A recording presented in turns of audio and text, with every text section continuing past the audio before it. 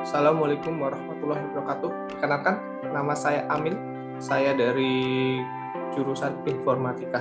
Saya akan menjelaskan tentang hardware. Teman, kita akan melanjutkan untuk penjelasan processing device atau perangkat pemrosesan data yang berperan untuk memproses data atau mengolahnya pada komputer. Yang pertama, sebagai contoh, CPU. Oke. CPU atau processing unit, perangkat yang berguna untuk mengontrol seluruh proses pada komputer, baik itu instruksi, pengolahan, hingga menghasilkan output yang diinginkan. CPU juga dikenal juga oleh prosesor. Sebagai contoh dari Intel, kayak i3, i5, i7, i9. Dari Apple ada M1, M2, dan dari AMD ada Ryzen 5, Ryzen 7. Banyak, setiap brand memiliki keunggulannya masing-masing.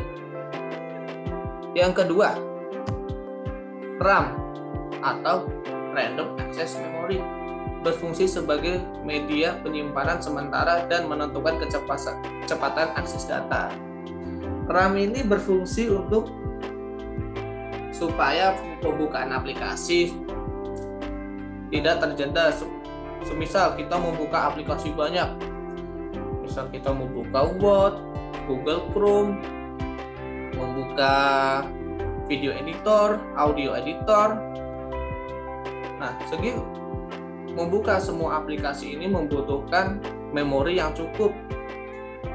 Nah, ketika memori ini tidak cukup, kurang, misal cuma memori kita cuma 2 GB, sedangkan aplikasi-aplikasi ini besar nih.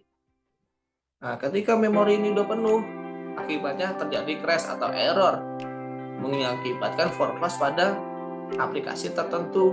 Makanya di dalam satu laptop atau komputer kita harus upgrade RAM seminimal mungkin.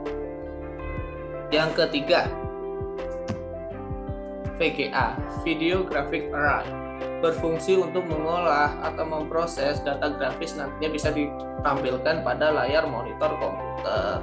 Output device atau perangkat keluaran, perangkat yang berfungsi untuk menghasilkan informasi atau data yang berguna dapat dimengerti oleh user.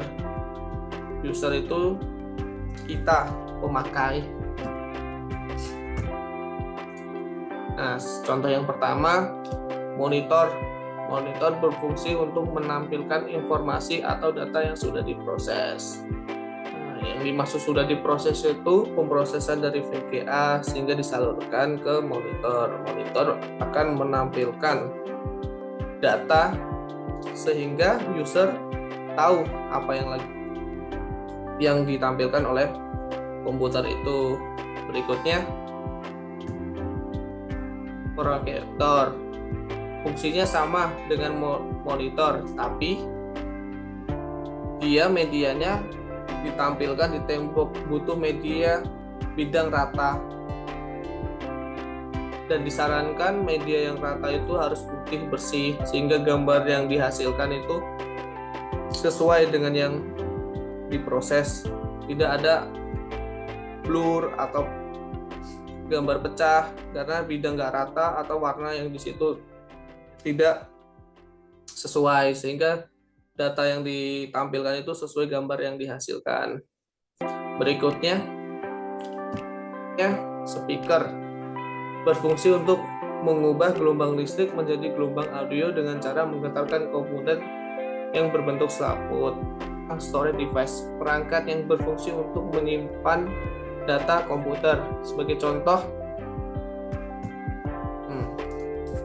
teman-teman pasti sudah tahu tentang hard disk. Nah, hard disk itu sebagai tempat menyimpan data sekunder maupun internal atau eksternal. Berikutnya, SSD atau Solid State Drive. Fungsinya sama dengan hard disk, tapi ini adalah upgradean dari hard disk. Keunggulan SSD adalah dia lebih cepat pembacaan dan penulisan daripada hard disk. Optical disk, media penyimpanan yang bisa dibaca maupun ditulis oleh cahaya laser, di mana bentuk umumnya berupa CD atau DVD. Terima kasih teman-teman sudah menonton video ini. Semoga apa yang saya jelaskan tentang hardware bisa bermanfaat bagi teman-teman. Terima kasih semuanya. Assalamualaikum warahmatullahi wabarakatuh.